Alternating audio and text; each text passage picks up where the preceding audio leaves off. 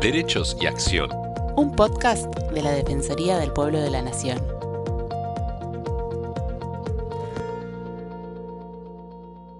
Bienvenidos a los podcasts de la Defensoría del Pueblo de la Nación. Soy Estefanía González Isola y estoy junto a Fernando Almirón para compartir diferentes temas de interés general. La Oficina de Violencia Doméstica es una dependencia de la Corte Suprema de Justicia de la Nación que funciona las 24 horas todos los días del año. Fue creada en el año 2006 por la Corte Suprema de Justicia con el objetivo de facilitar el acceso a la justicia a personas que, afectadas por hechos de violencia doméstica, se encuentran en situación de especial vulnerabilidad.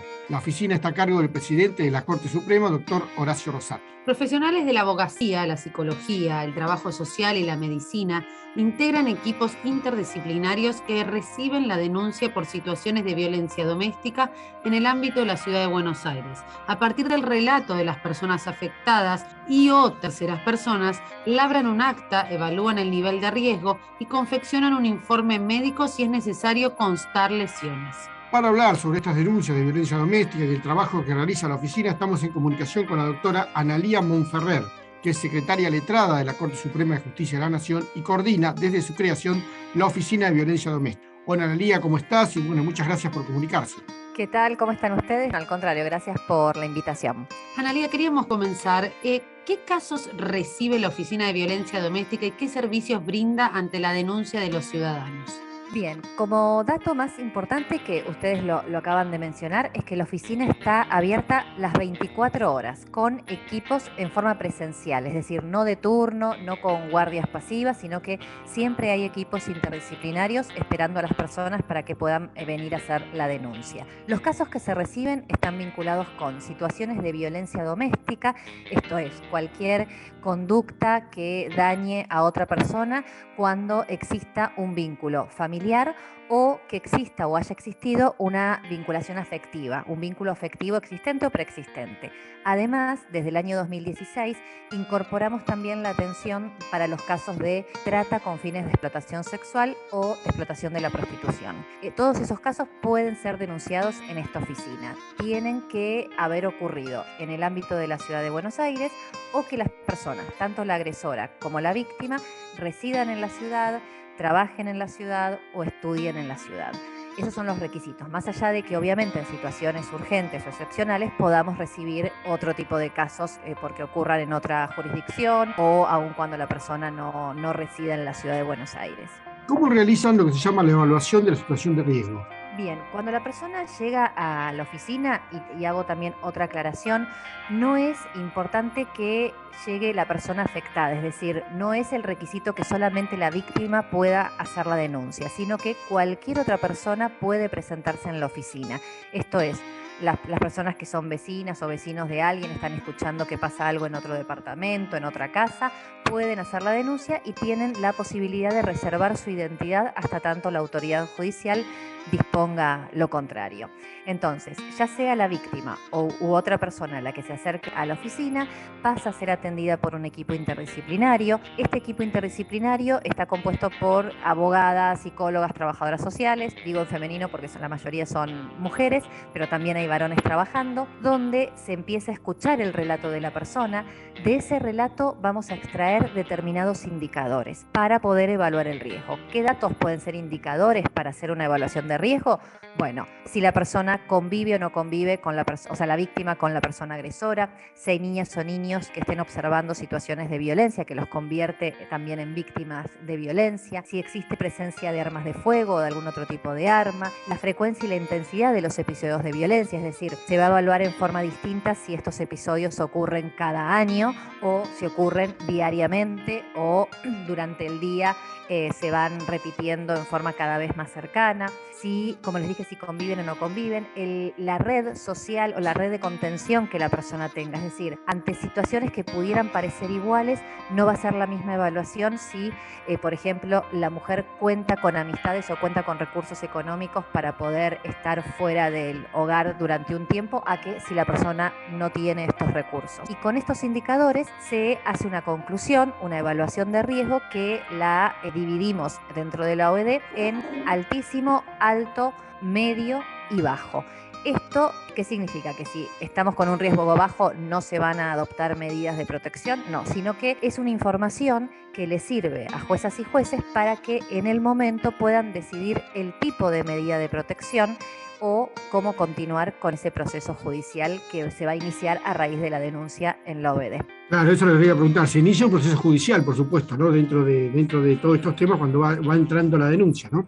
Exacto, siempre desde la oficina, una vez que se arma lo que denominamos el legajo, que va a constar de un acta que va a dar cuenta del relato, el informe de riesgo y el informe médico si es necesario constatar las lesiones, se va a derivar tanto a civil como a penal. Esto es importante que se sepa, el proceso civil, lo que persigue el proceso civil es la adopción o no de medidas de protección y un monitoreo sobre el grupo familiar o afectivo para ver si es necesario prorrogar, se puede terminar con esa medida de protección o qué recursos o qué tratamientos es necesario abordar en el grupo familiar o afectivo. El proceso penal tiene otro objetivo, más allá de que se dictan medidas de protección dentro de ese proceso, pero el objetivo en el sistema penal es poder averiguar lo que ocurrió. Entonces, se va a decidir, además de medidas de protección, si la información con la que se cuenta es suficiente para iniciar una investigación penal. Y si es suficiente, avanzar en esa investigación para, llegado el caso, eventualmente a un juicio oral y poder determinar si la persona cometió o no el hecho. Y Analía, ¿cómo se elaboran las estadísticas que publican periódicamente? Bien, de todo lo que ocurre en la oficina, digamos, todo lo que va pasando en el trámite que la persona hace dentro de la oficina, lo trasladamos a un sistema de gestión. Es decir, podemos saber cuántas personas están esperando para ser atendidas, por qué motivo vienen, quiénes las derivaron, desde qué instituciones o por cómo tomaron conocimiento de la oficina, cuál es la situación que se plantea y una vez que pasan al equipo interdisciplinario también se van trasladando ese sistema de gestión todo lo que les comenté recién de los indicadores. Todo eso, los datos de la edad, el sexo, con quienes conviven, el sector socioeconómico al que pertenecen, el nivel de ingresos, todo se traslada a estadísticas y son las estadísticas que se pueden consultar a través de la página de la OBD de la Corte. Claro, recientemente publicaron un informe donde dicen que en el año 2021 recibieron 804 denuncias de violencia contra personas mayores. ¿Cómo es esta problemática y bueno, y qué se puede hacer en estos casos, ¿no? Bien, hago una aclaración previa.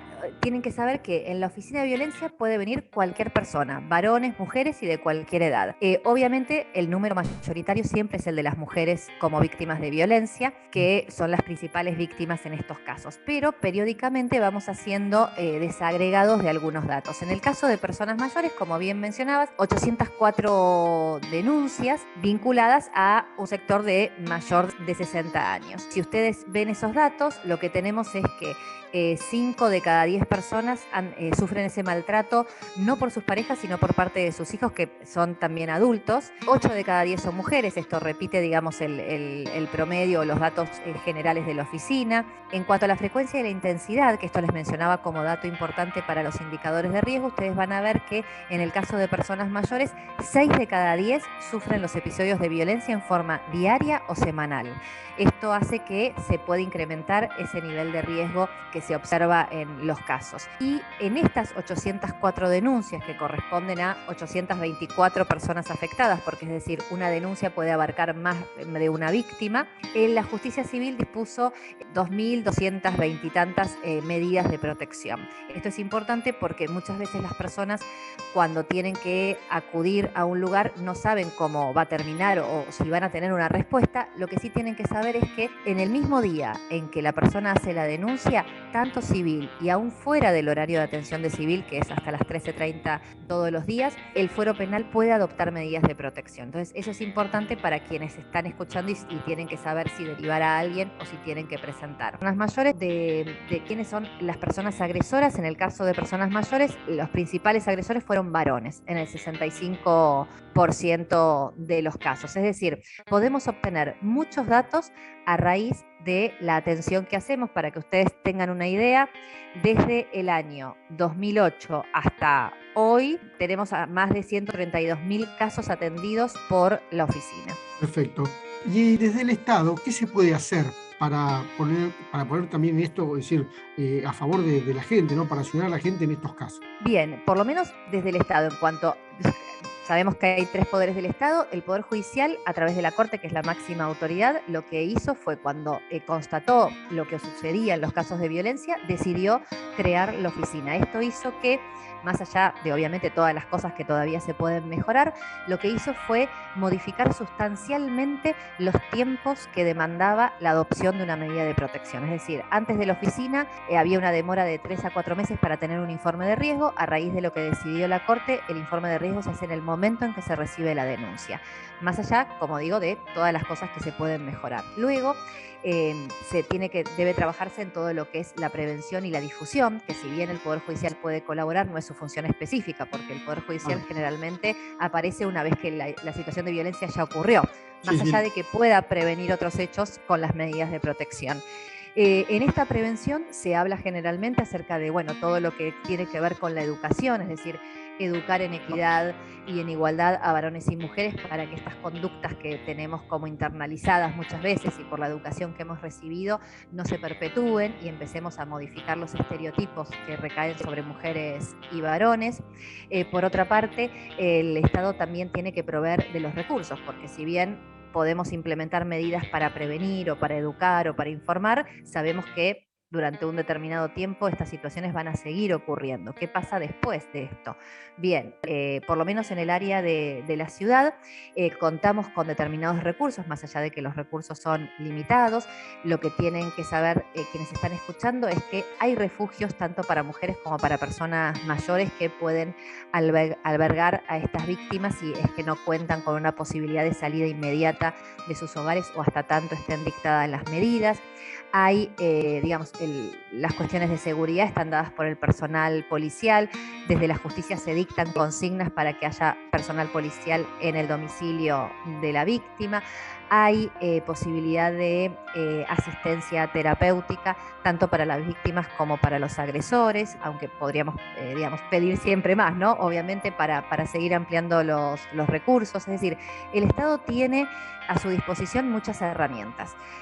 Por eso las estadísticas son muy importantes, porque como los recursos son limitados, al mostrar las estadísticas de violencia, al saber cuál es la magnitud de estos episodios, el Estado sí tiene la información suficiente para tomar la decisión de a dónde dirigir esos recursos.